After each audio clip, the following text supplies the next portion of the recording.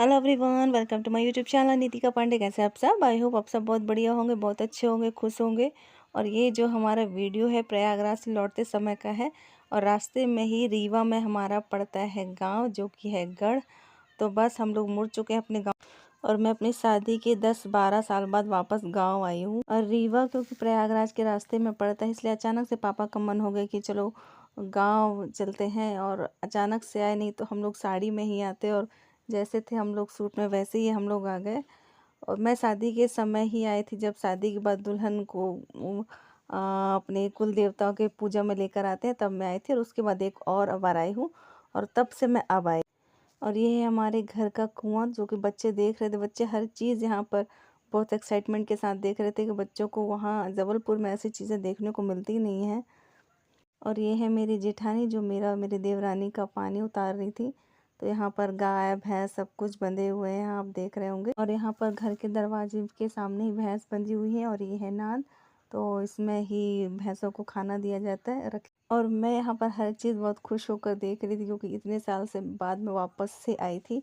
और प्लीज़ यहाँ पर आप देख रहे होंगे कि कपड़े सामान सब कुछ ऐसा बिखरा पड़ा है, तो उसको इग्नोर करिएगा। क्योंकि यहाँ पर खेती बाड़ी करने वाले लोग हैं, तो ज़्यादा टाइम उनका इन्हीं चीज़ों में जाता है। तो इन चीज़ों को आप प्लीज़ ध्यान मत दीजिए। और अभी मेरे भैया जेठ जी और बड़े ससुर जी अब रहे नहीं, तो इसलिए चीज़ें कुछ ऐसी। और जिस रूम में इसमें अभी ताला पड़ा हुआ है, तो उस रूम में मैं रहती थी यहाँ पर। तो अब मेरी जेठानी जी और मेरी जो बड़ी सासू माँ हैं, वो ही इस घर को संभालती हैं। और मेरे हस्बैंड जी बीच बीच में आते रहते हैं, लेकिन हमारा आना नहीं हो पाता है। और अभी हम लोग घर के बाहर में खड़े हुए हैं, तो आप देख रहे होंगे यहाँ पर निराई गुड़ाई का काम अभी भी चल रहा है।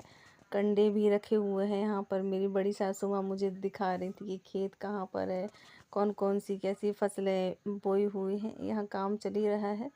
और यहाँ पर जेठानी जी के लड़के खड़े हुए हैं, तो उन्हीं को ये सब कुछ समझा रहे थे अच्छे। और अभी यहाँ खेतों में गेहूँ, सरसों, मसूर, चना ये सब बोया हुआ है। और टाइम लेकर आते तो आपको सारी चीज़ें बहुत अच्छे से डीपली। और सालों बाद यहाँ आए, सबसे मेरे को बहुत अच्छा लगा। और सबसे ज़्यादा खुश तो पापा होते हैं, क्योंकि अब पापा की तो जन्मभूमि ही है, उनका गांव अपना सब कुछ। पापा बहुत खुश थे, बहुत अच्छा लगा उनको यहाँ पर आकर।